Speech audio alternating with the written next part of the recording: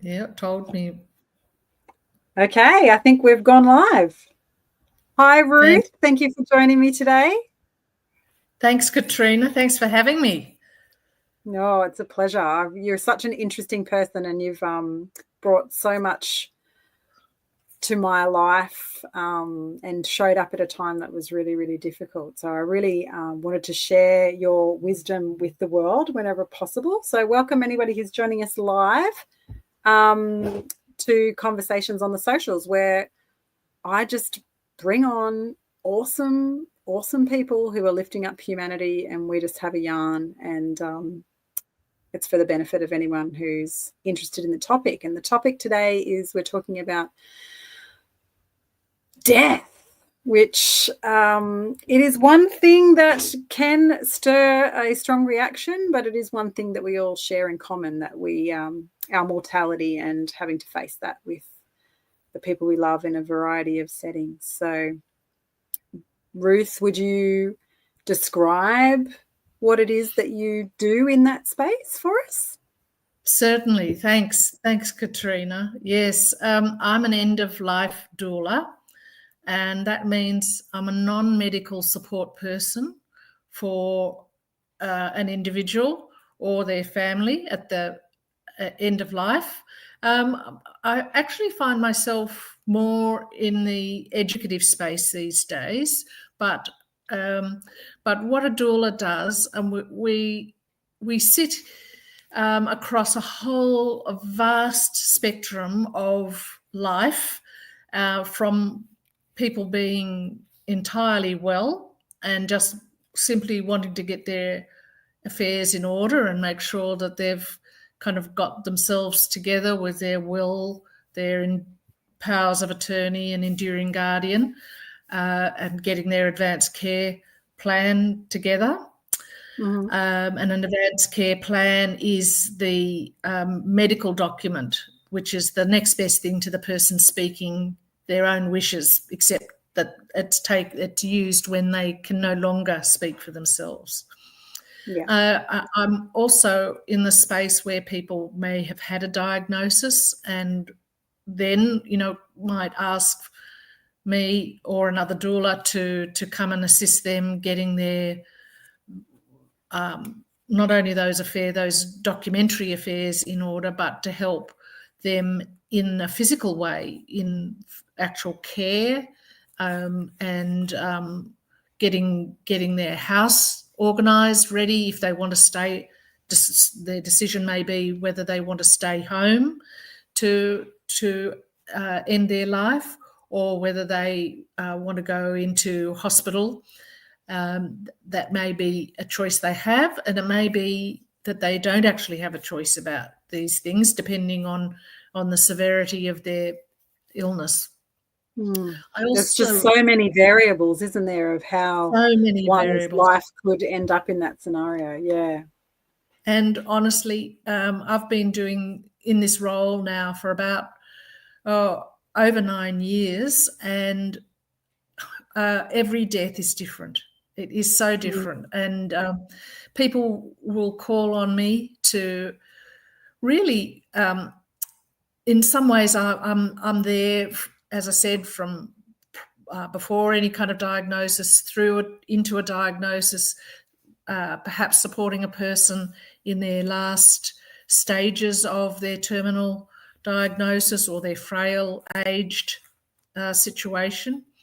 I may be part of the vigil for the family when they're looking after their beloved over the last weeks and days, and I'm also called in after the death of a person, and so a doula might be involved in the physical care of the body.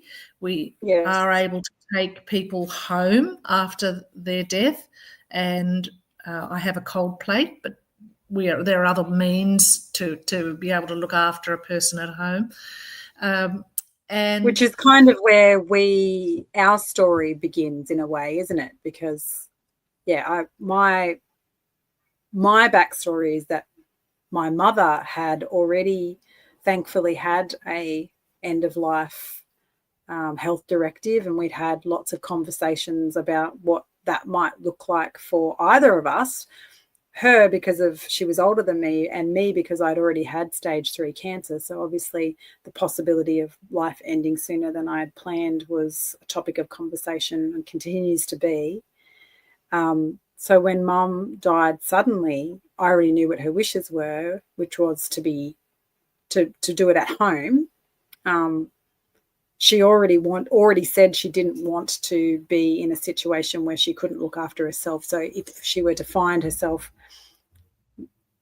unable, that she would want a voluntary assisted death. But in the scenario that we had, it was very sudden, catastrophic stroke, and she only spent 2 days in hospital before she passed away. And I rang Ruth from one of the corridors in the John Hunter Hospital and said, look, somebody gave me your number. My mum's got these particularly uncommon wishes, is what I thought they were uncommon. Can you help me? I want to take her body home and do this. And Ruth at the time was in Sri Lanka. And thank heavens she took my email and called me and said, well, yes, we can. And you can call this person and they'll help you. And I have this thing called a cold plate. So you can take that and you put that in your house, and so that the body can remain as minimally unchanged as possible while you do that vigil. And thank you so much for that, Ruth. And she hooked me up with the people I needed. And I can't thank you enough for being attentive and flexible. And thank you. Oh, thank you. It feels like such a privilege to be in this role.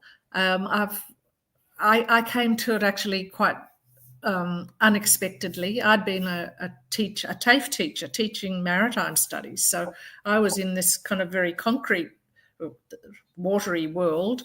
But I had my own health scare, and it really alerted me to my own mortality, and it interested me in the idea of having a conversation around who are we and why are we here. And so that led me into this field.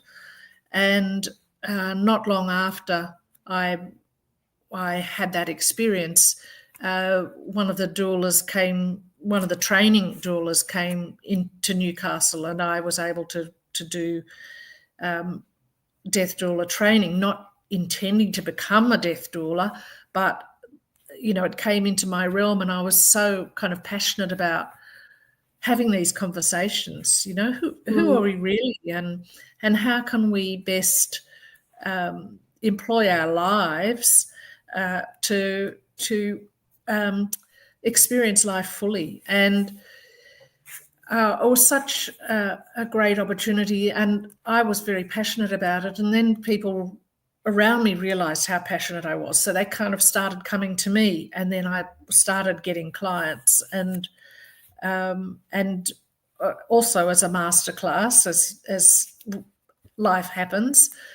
Yes. My late husband was also talking about shortening his own life. He had problems and was ready. He had a lot of pain, and he was ready to end his life. And just having had that training helped me have the discussions with him, and not to kind of shut him down or try and minimise what was real for him. So I had a really huge masterclass 2 years in from my training as a death doula. And when my husband actually died, he chose his death. It actually helped me understand that I could support him and love him out as much as the difficulty of having someone choose their own end. But I really understand that was a life choice for him. And, a shock and surprise as it was, I know it's a really difficult subject, but I found that he gave me a great gift in that experience. And so I feel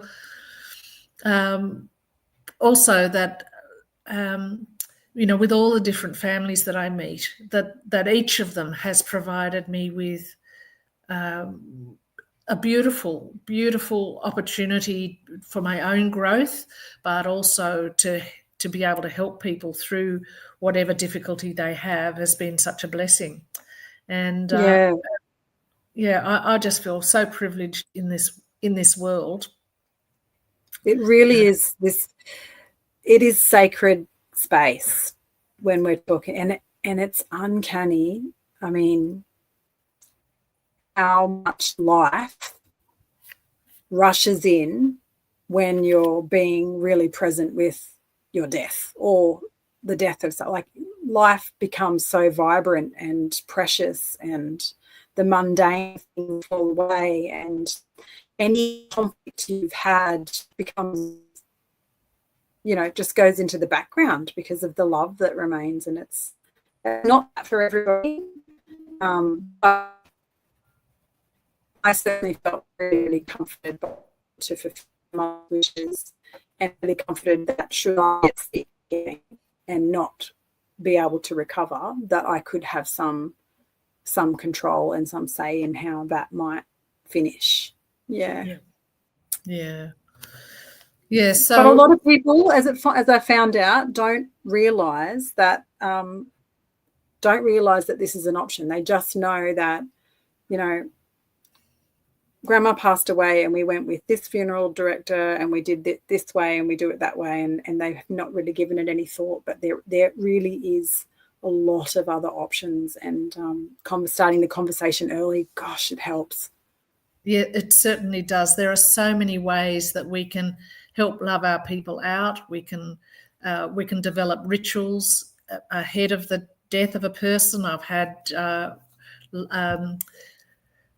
living funerals for people who one particular person who was so clear what she wanted in her funeral. I suggested that she have a living funeral, which she did 2 weeks later, and she was able to tell everyone at that event that their memory wasn't correct, only hers was the correct one. She was able to kind of have that comeback to each of the guests and people who were sharing their stories. It was a very interesting and fun event, and I know the family felt very much that their mother had gone out in a blaze of glory, the way she would have wished, and the way she did wish. Yeah, how beautiful. And I'm sure it would be difficult, to do that, and emotional, but geez, the power in it. I mean, it's just so mind-blowing. And especially after having, previous to Mum's sudden death, being a bereaved parent and having an experience where there was no control and no time being able to be spent with the body. And, this just even for the young people around us, like her granddaughters and her grandsons, the trauma is so much less because they've had time, a lot of time, and they've seen us go through this process where it's incredibly painful and people are crying, but we're okay. And it's not just he's here 1 minute, he's gone the next, and it's all just horror. Yeah. So, gosh, I can't rate it enough. And I have to say, with the cold plate and taking someone home and looking after them on a cold plate isn't everybody's idea of what they would wish for. But I have seen the young children or grandchildren of elderly people running around like as children do, perhaps cutting out pictures or drawing pictures onto a coffin, and a death being a normal thing to the children, saying, we can make noise now, Grandpa's gone, and we can, they can understand what's happened. And in some moments they're they're deeply aware of that transition, but in the other moments they're fully their child selves, and it's real for them, and that person hasn't been disappeared and hushed and dropped out of their life as if they didn't exist. And so I have seen some beautiful, beautiful experiences with young children and their deceased grandparents. Yeah, definitely. And that would certainly be what I would choose if my daughter was have to go through losing me early, or anybody else. That'll be the way that we go. And also having lost a child, my stepchild, but the power of being able to have that body and having that time would have been game-changing. And I guess it really struck me when we were leaving the hospital, mum's body home, that there would be parents that day, you know, or in the past or in the future, that would have to take their child down to the morgue in the hospital and then drive away. And it just filled me with horror that these parents might not ever know that they had a choice, that they could take their baby home, they could take their child home, they could spend the time that they needed. And there are people like yourself, and there's people like Bernadette Connolly and other people who can help you do that, and that there's nothing scary. Yeah, I want everyone to know. I want all allied health to know. I want social workers at the hospital to know that this is an option, and to be able to point people in the right direction. Yep. And even to, you know, as a doula, I get to work with palliative care teams, and there's plenty of them that don't know about the role of the doula. I guess as a doula is a role that was once an important role in a village, but now we're kind of reinventing that role in the modern day. So, getting to know our end of life teams, because we work together. Excuse me, I'm going to cough. Sneeze. Hay fever.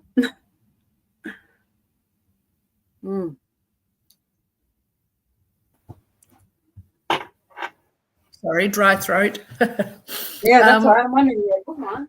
Lost it. There it is. Yeah. So working with those end of life groups, with the palliative or geriatric doctors, with the palliative care team, with some of the occupational therapists who work in the community. A doula can be a great adjunct. And I have been able to work with families, and I try very much in my space to step back from the adult children of the person who's dying, but to allow if I've been invited into a family, it's often because they kind of want some sort of permission to do whatever it is they're doing. I'm going to cough again. Yeah. And I have been able to just stand in the background while they look after their person, their parent, and just provide some reassurance and confidence that what they're doing, taking their person home while they're alive, or after they've been deceased in the hospital, that they can bring their person home and look after them with the care and love and support, and that they can do it in whatever way they want. I mean, there are some cultures that are very good at bringing their deceased person home and having a 3-day vigil. That's quite common in many cultures. And sometimes for those of us that have come from a very Anglo culture, that perhaps wasn't done. We disappeared our person fairly quickly. So it's great for them to know they've got permission or encouragement with someone who's confident in that space. Yeah. Yeah, and to have that person be able to speak to the professionals around you. And because the response I got from the nurses on the ward were, "You want to what? You can't do that." Well, I'm pretty sure I can, but I talk to this person because I can't explain to you why I can. They can. Yeah. Yeah. Yes, and that's it, to be able to take your person home from hospital, to bring them home, to let them rest for a day or 2 or 3. In fact, we can take someone home for up to 5 days. I've never looked after anyone for longer than 3 days, but it is possible and certainly legal, and it is a beautiful experience. And I certainly young or parents who have neonatal deaths or stillbirths, are really encouraged to take their babies home, to get to know them, to look after them, to kind of bond with that little child for as long as they possibly can, because it is so important that their baby is a real human being, and to spend that precious time with them, to get to know them and to share that experience with their family. Although stillbirth isn't that common, it does happen, and certainly we encourage people to look after their little one at home for as long as they possibly can. Yeah. And do you think, do you know whether that message is like in the hospital system as well, do you think? Is that, or is it different? Yes, I think certainly for neonates, I think that is in the hospital system these days. I think people are encouraged to do that. But it's not widely done, but it is known, and a little more encouragement for those little babies. Yeah, great. Heavy topic, but we just can't. I don't think there's any benefit in burying your head in the sand. Whenever I was not involved in actively thinking about the end of life, it just felt like death was this scary grim reaper that was just in snatching us out of the darkness, and it would wake me up in the middle of the night. And now that it's just something I talk about every day, and I'm around people like yourself, and I encourage my dad, and I just did his end of life plan the other day. It's still upsetting and it's still scary, but it's not as scary anymore. There's potential for sacred beauty as well. Yeah, and the more we can talk about it, the more we can develop a plan.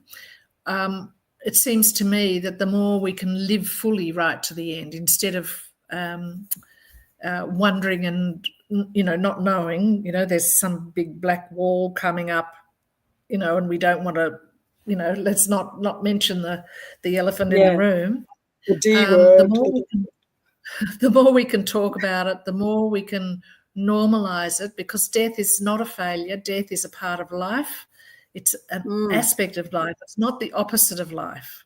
And also death is a process. It's not, in very few occasions it may be, here 1 minute, gone the next, but mostly it is a process. And whereas we are in the process of dying at our end of life, and it's it goes on for weeks, months, and I'm sure people who have had illnesses, and they live with their life-limiting illnesses for years and years and years. And how do you best live your best life, even knowing that you've got this, kind of had the terminal diagnosis? And how are you going to live in the most full and rich and life-affirming way right to the end? And a doula can help a person work those things out, and help with planning, help with actual care, gathering people, gathering items, gathering equipment, and a doula can offer supports and encouragement, gathering the crew, all those people that say to somebody who's been given a diagnosis, just let me know if I can help.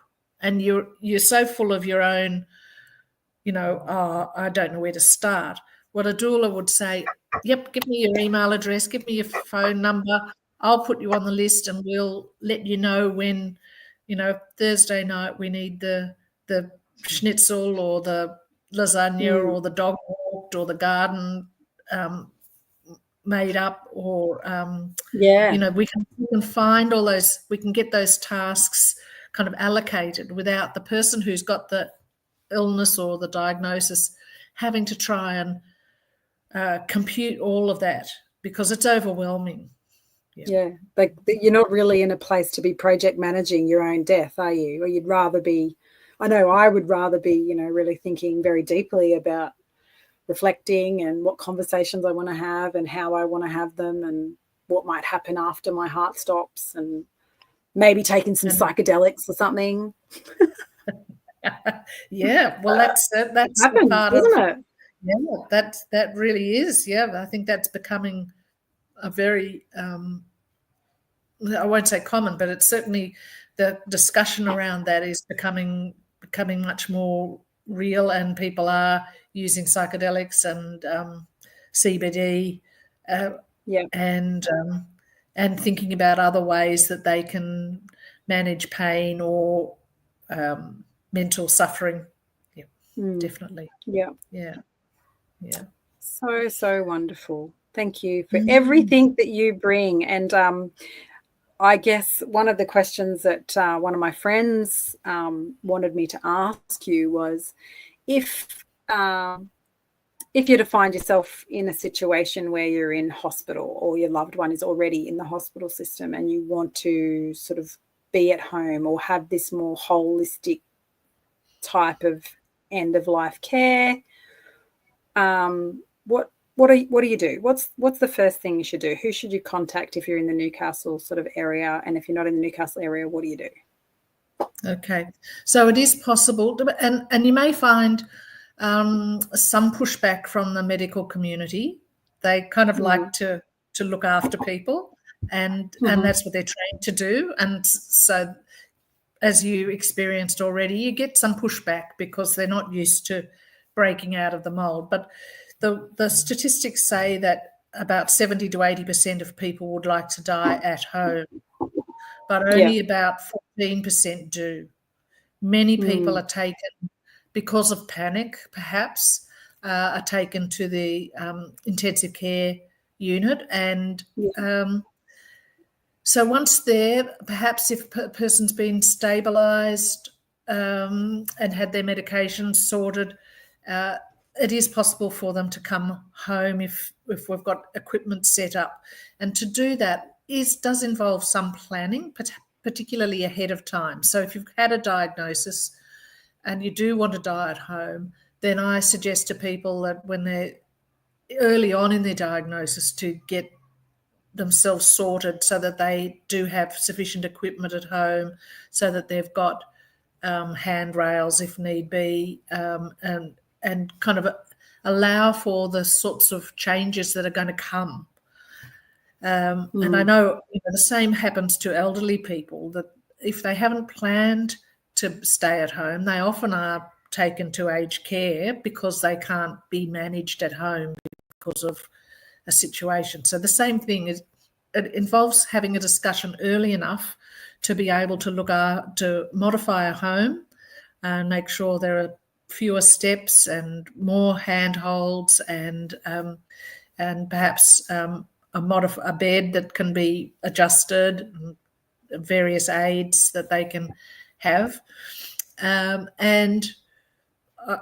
just urge people to have those conversations sooner than later, so that you're not trying to do it in the midst of a crisis. If something happens and, somebody's had a fall and then you're in the crisis, and then it takes longer to get all those items back in place. Yeah. Um, So should Yeah, I they think contact Newcastle Compassionate Communities, or is there a particular? Would that be yes. I mean, that's what I thought would be the first contact, maybe. Yes, so we're part of Newcastle Compassionate Communities, you and I, Yes. and Bernadette, as you've mentioned, and there are a number of other people who are involved in Newcastle Compassionate Communities, and we're a group of people who are looking to support people where we can to make sure they can stay at home if that's what's wanted, to think about how we can support someone at the end of life in the best possible way. So, if they don't want to be alone, so that they could have a volunteer companion come and support them. And to that end, So would we say that most of the people involved, like if someone were to message Newcastle Compassionate Communities on Facebook, they would be put in contact with somebody who could point them in the right direction, at the very least? Yep. There would be a number of doulas who are active on that Facebook group who would be able to step up and offer some sort of support, and basically you get the support of a group of doulas and a group of people who are particularly interested in end-of-life care. There are nurses in there are doulas, there are occupational therapists and so on in that group. There's funeral directors, there's funeral directors, there are celebrants. There's also pastoral care, there's everything, isn't there? Pastoral care, spiritual care people. Yep, absolutely. Yep. And so Newcastle Compassionate Community is a good place to look. And I know, can I put the plug in for an event? Please. That Newcastle Compassionate Communities is running a Death Over Drinks at the Grain-Fed Brewery at New Lambton on the 14th of October, and that's going to be from 5 till 7 on the 14th. That's a Tuesday. And you can find the details in the Newcastle Compassionate Community Facebook pages, and it may be elsewhere as well. And that's just for anybody that would like to come and have a conversation with a group of doulas, with some allied health and health personnel who are in the new ComCom, as we call it, and you can come and have a drink and a piece of slice of pizza and a good conversation. Yeah, and I recommend bring a loved one, because way back in the day, Mum and I had stumbled across a grief and death workshop that Lola had run, and that's how we had opened up the conversation between us of her not wanting to be a burden and me trying to convince her that looking after her wasn't a burden. And so just bring the person that needs to hear it, or bring the person who's like-minded like you and like us and wants to live better by acknowledging our mortality and doing it better. Yep, that's right. And so do please bring people. And I might also add, since New South Wales has started this, started with the legal voluntary assisted dying, which has been going now nearly 2 years. A doula can also help in that space, just in the conversation, but in supporting a family, not just because the VAD is still a very medical procedure. So having a VAD doula stands for voluntary assisted death, because I didn't know that before. Yeah. That's right. Yeah. So it's very medical. So to have a doula as part of your team will be a way to help manage the kind of psychosocial aspects of that decision and that death. And you mentioned Lola, who was a recipient of the voluntary assisted dying a couple of months ago. She had a team around her, and it made a very beautiful, very well supported event for her, and that's not just her friendship groups, but just having that emotional support through the process is a really important thing. It's a big event. Yeah. And if you're, I can imagine if you're in this space already and, you've already planned for something like that, that you do need, I would want people around my family to help them, because I'm out, I can't anymore. This has actually got to be about me, and I can't be worrying about you. So if I know that you've got Ruth and you've got whoever else around you, and they're going to help you, then I can go comfortably, or as comfortably as possible. Yeah. We can support someone out beautifully. That's right. Yeah. Wonderful. Yeah.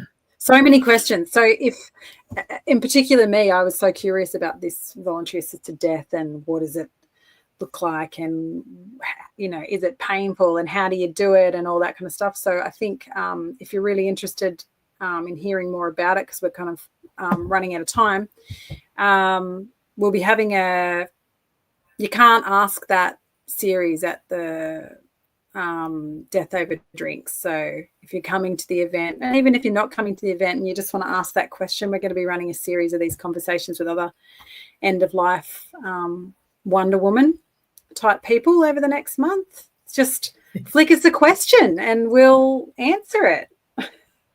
Yeah, that's right. Yep. Yeah. There's a whole team here, willing to get involved and do support. And if people want to find you directly, Ruth, where do they find you directly? Yep, they can find me either on Ruth Boydell on Facebook, or my business name is Lifetimes End of Life Support. So I'm Lifetimes Doula on Instagram, and lifetimes.net.au on the web. And I'm happy to talk to people about all sorts of things. I work with talking to people about compassionate end-of-life choices. I'm an advocate of people having real choices at the end of life. I help people with planning, doing their advanced care directives, and I'm happy to work with people who are interested in their spiritual care. I'm a non-religious spiritual practitioner, and I'm also part of a group called a Threshold Choir, and we sing at the bedside of people who are dying. And these are how beautiful! I guess they're kind of lullabies, adult lullabies, and they're very beautiful. And it's a great privilege to sing for people. Beautiful, so beautiful. Great. Yeah, and I also run death cafes. So that's a place, another place where people can have a conversation around death. Where they can just show up. Do you have one coming up, or where would they find those, and where? I'm running an online third Sunday of the month. I run an online one, and that's usually in the Newcastle Compassionate Community, the links to that. And or if they go to Death Cafe Newcastle, Australia, they can find the link in there as well. Yeah, to the online one, and then occasionally run. Yeah, and I do a little newsletter as well called the Deathly News, and that's the newsletter for all the things that are going on in the Hunter community. So that's kind of came out of the Newcastle Comcom as well. So so that's a way of kind of finding out what's going on. Great. And you are a wealth of knowledge and a little referral system just in yourself. So if anyone can do it and you've got a strange request, Ruth will know who can do it and how to get it done. So that's right. I know who's doing these things around town. Yeah. Yeah. Yeah. All right. Well, thank you, Ruth, for coming on. You are a wealth of knowledge. So if any of you are interested in knowing more, or you get stuck in an unpleasant situation like I did, there are people that can help and are willing and able and find it a privilege. So thank you again, Ruth. Yeah. Thanks so much, Katrina.